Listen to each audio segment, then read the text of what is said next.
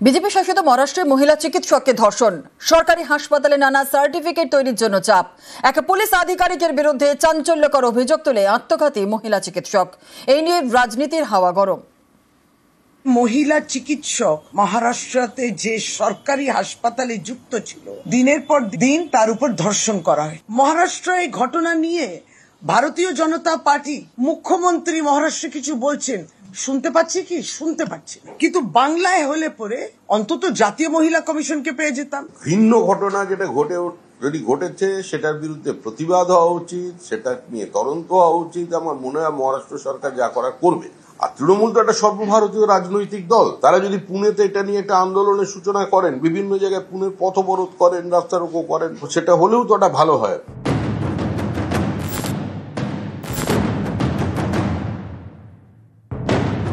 BJP শাসিত রাজ্যের মহারাষ্ট্র, এই মহারাষ্ট্রে চাঞ্চল্যকর ঘটনা, এক মহিলা চিকিৎসকের রহস্য মৃত্যু। পুলিশের দাবি তিনি আত্মহত্যা করেছেন। এ নিয়ে তোলপাড় উঠে এসেছে একের পর এক চাঞ্চল্যকর অভিযোগ।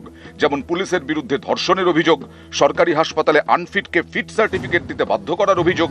এ নিয়ে মহিলা চিকিৎসক অভিযোগও জানিয়েছিলেন নানা মহলে, কিন্তু কোনো পদক্ষেপই নাকি করা হয়নি। এই পরিস্থিতিতে নারী নিরাপত্তা নিয়ে মহারাষ্ট্রের বিজেপি সরকারের বিরুদ্ধে সুর চড়িয়েছে বিরোধীরা।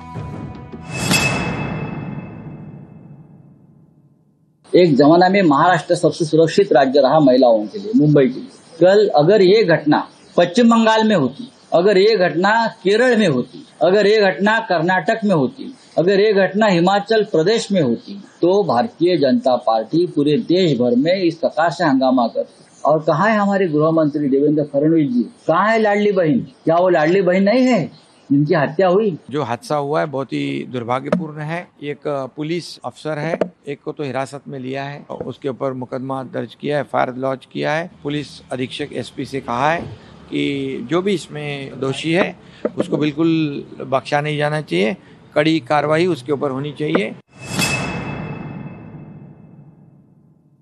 মহিলা চিকিৎসক মহারাষ্ট্রতে যে সরকারি হাসপাতালে যুক্ত ছিল, দিনের পর দিন তার উপর ধর্ষণ করা হয়েছে। বিজেপি ডবল ইঞ্জিন সরকার যেখানে রয়েছে, মহারাষ্ট্র এই ঘটনা নিয়ে ভারতীয় জনতা পার্টি শুনতে পাচ্ছি কি শুনতে পাচ্ছি না। কোথায় আলোড়নটা, কোথায় চর্চা, কোথায় বলবেন না কথা? ভারতীয় জনতা পার্টির সরকার, কেন্দ্র সরকার, নারী সুরক্ষা কই? আমরা তো জানতাম আপনি পলিটিক্যালি ব্যাংক্রাফট, আপনি যে ইমোশনালি ব্যাংক্রাফট হয়ে গেছেন সেটাও কিন্তু ভারতবর্ষ দেখলো। দুর্ভাগ্যজনক, অনভিপ্রেত, ভিন্ন ঘটনা যেটা যদি ঘটেছে সেটার বিরুদ্ধে প্রতিবাদ হওয়া উচিত, সেটা নিয়ে তদন্ত হওয়া উচিত। আমার মনে হয় মহারাষ্ট্র সরকার যা করার করবে।